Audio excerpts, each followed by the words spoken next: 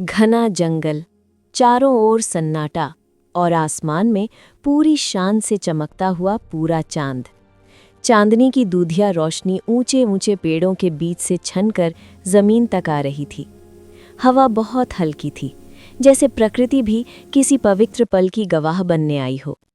इसी रहस्यमयी जंगल में 100 वर्षों की तपस्या के बाद एक इच्छाधारी नाग और एक इच्छाधारी नागिन मानव रूप में खड़े थे।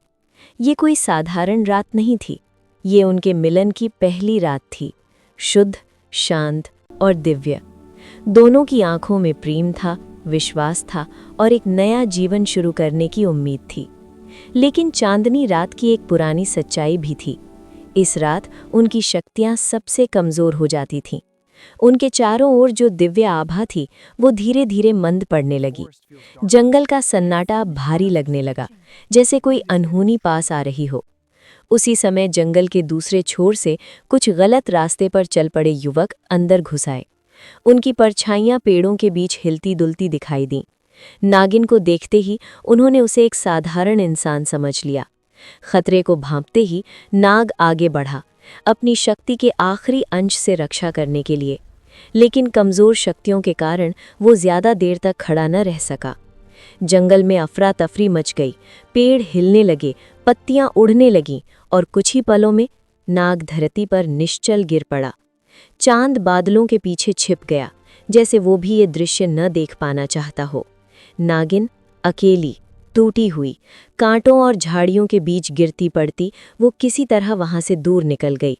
उसका चेहरा जख्मों से भर गया, लेकिन उसका दिल अब भी धड़क रहा था। दर्द के बावजूद वो जिंदा थी और शायद यही किस्मत का इशारा था। भोर की पहली किरण के साथ वो जंगल के एक शांत कोने में घुटनों के बल बैठ गई। उसकी आंखों से आंसू बह रहे थे और हाथ आसमान की ओर उठे थे। वो किसी इंसान से नहीं, सीधे अल्लाह से फरियाद कर रही थी।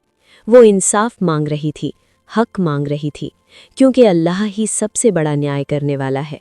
अचानक आसमान से एक दिव्य नूर उतरा। हवा थम गई, जंगल शांत हो गया। उसके सामने हवा में एक चमकती हुई नागमणि प्रकट हुई। ये बदले का नहीं, बल्कि न्याय का माध्यम थी।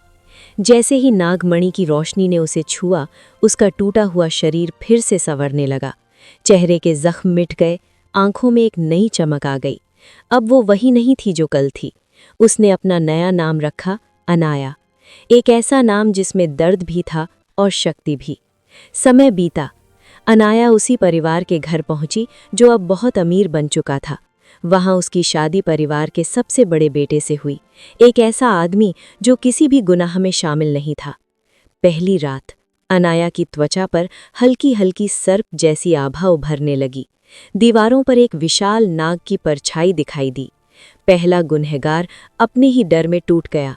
बिना किसी खून खराबे के न्याय पूरा हुआ। इसके बाद अनाया को नागलोक बुलाया गया। वहां उसे कठिन परीक्षाओं से गुजारा गया, धैर्य, बुद्धि और करुणा की परीक्षा। वो सब में सफल हुई। उसे नागरानी का मुकुट पहनाया गया। उसके साथ एक वफादार दासी थी जो हर कदम पर उसका साथ देती रही। दूसरा गुनहगार एक ऊंचे पुल पर, अनाया आधी मानव और आधी नागिन के रूप में उसके सामने खड़ी थी। उसकी आंखों में कोई क्रोध नहीं था, केवल सत्य था। अगले ही पल अंधकार ने उसे अपने अंदर समेट लिया। अंत में अनाया ने अपने पति को पूरा सच बता दिया। वो चौंका, लेकिन पीछे नहीं हटा। उसने सच का साथ चुना। अंतिम न्याय पूरा हुआ, अंधकार मिट गया। अब अनाया एक सशक्त नागरानी थी, एक सच्ची पत्नी थी और नागलोक की रक्षक भी। पूरा चांद फिर से आसमान में चमक उठा, इस बार शांति के साथ। और यही थी अनाया की कहानी।